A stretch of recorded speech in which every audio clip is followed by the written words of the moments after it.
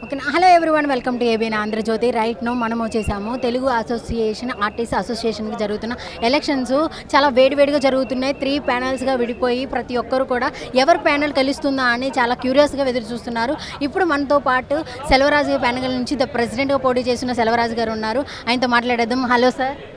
Hello అమ్మా. Sir ఎలా ఉన్నారు? చాలా బాగున్నా. ఇప్పుడు ఎలా ఉన్నారు? ఎలక్షన్స్ హడావిడి అంతా జరుగుతుంది. ఎందుకంటే ఈసారి నేను ఫస్ట్ టైం ప్రెసిడెంట్గా పోటీ చేస్తున్నాను మన టెలివిజన్కి. సో చాలా ఎగ్జైటింగ్ ఉంది.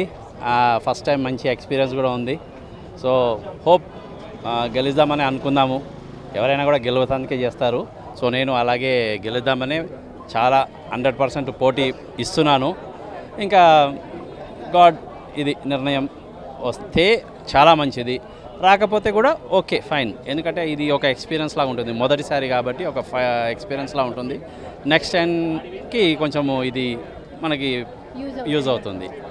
సో ప్యానల్గా విడిపోయారు, 3 ప్యానల్స్ అలా విడిపోయారు కదా. మీరు ప్రెసిడెంట్గా నేను చేద్దాము అని మీకు థాట్ ఎలా వచ్చింది? యాక్చువల్గా నేను ఫస్ట్ వేరే ప్యానల్ వాళ్ళని అడిగాను. వాళ్ళు ఏమన్నారంటే కొంచెము పెద్దగా రెస్పాండ్ అవ్వలేదు. సరే అని చెప్పేసి నేను ఎవరిని ఇది చేయకుండా నా ఓన్గా టీవీ స్టార్స్ ప్యానల్ అని నేను ఓన్గా పెట్టేసుకొని పార్టిసిపేట్ చేస్తున్నాను అనమాట. సో మిగిలిన అపోనెంట్ ప్యానల్స్ చాలా అంటే చాలా కాన్ఫిడెంట్గా ఉన్నాయి, మేమే గెలుస్తామని. దానిని మీరు బీట్ చేయగలన్న కాన్ఫిడెంట్ మీలో ఉందా? 100%. ఎందుకంటే నేను అందరికీ మ్యాక్సిమం టీవీ ఆర్టిస్టులకు అందరికీ కూడా ఎవ్రీ 2 డేస్కి ఒక్కసారి నేను అందరికీ మెసేజ్లు వీడియోస్ పంపిస్తున్నాను. నా ఒక ఇది ఎజెండా ఏదైతే ఉందో అన్నీ వాళ్ళకి ఇన్ఫామ్ చేస్తున్నాను. వాళ్ళకే వదిలేసాను అనమాట చాయిస్.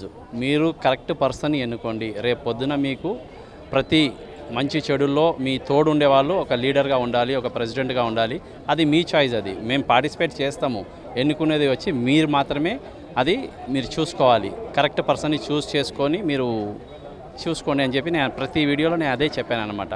సో వాళ్ళకి తెలుసు ఎవరు కరెక్ట్ ఎవరు రాంగ్ అనేది వాళ్ళకి తెలుసు. సో వాళ్ళ మీదనే వదిలేసా, వాళ్ళ మీద డిపెండ్. ఇంకా చూడాలి. సో ఏ ఒక్క ప్యానల్ చూసినా వాళ్ళ మేనిఫెస్టోలో కన్ఫామ్గా ఉన్న ఒక ఇంక్లూడ్ చేసిన ఒక రూల్ ఏంటంటే అదర్ లాంగ్వేజ్ ఆర్టిస్టులని, కన్నడ వాళ్ళని తీసుకోకూడదు అని. మీరు కూడా సేమ్ రూల్ని పాటిస్తారా? అఫ్కోర్స్ ఇక అందరితో పాటు నేను కూడా కదా. మెయిన్ అది కూడా ఒక మెయిన్ ఇష్యూ ఇక్కడ. సో తప్పకుండా అది ఉంటుంది, నా ఇదిలో కూడా ఉంటుంది. సో ప్రతి ఒక్కరు కూడా 3 ప్యానల్స్ నుంచి మిమ్మల్ని చూస్ చేసుకోవాలంటే మీలో ఉన్న ఆ ఒక స్పెషాలిటీ, మీ యొక్క కెపాసిటీ, మీరు గెలిస్తే ఏం చేస్తారు వాళ్ళతో అంటే వాళ్ళతో కంపారబిలిటీ కాకుండా?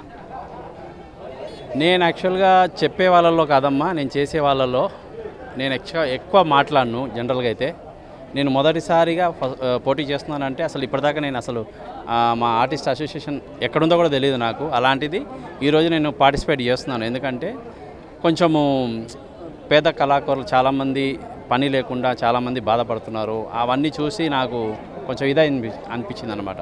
సో అందుకని నేను పర్సనల్గా వస్తే కొంచెము అందరికీ హెల్ప్ఫుల్ చేయాలి అన్న ఉద్దేశంతో నేను వచ్చున్నాను. చూద్దాం, రేపు వచ్చినా నేను 10 మందికి హెల్ప్ చేసే పొజిషన్లోనే ఉంటాను. సార్ ఫైనల్ క్వశ్చన్ సార్, ఒకవేళ ఆర్టిస్ట్ అసోసియేషన్లో గెలవాలి అంటే ఖచ్చితంగా ఇది ఉండాలి అన్న క్వాలిటీ ఏంటి? హార్డ్ వర్క్, అంటే సేవా కార్యక్రమం ఉండాలి అంతే. అదంతకు మించి వేరేం లేదు ఇంకా. Thank you so much. Thank you.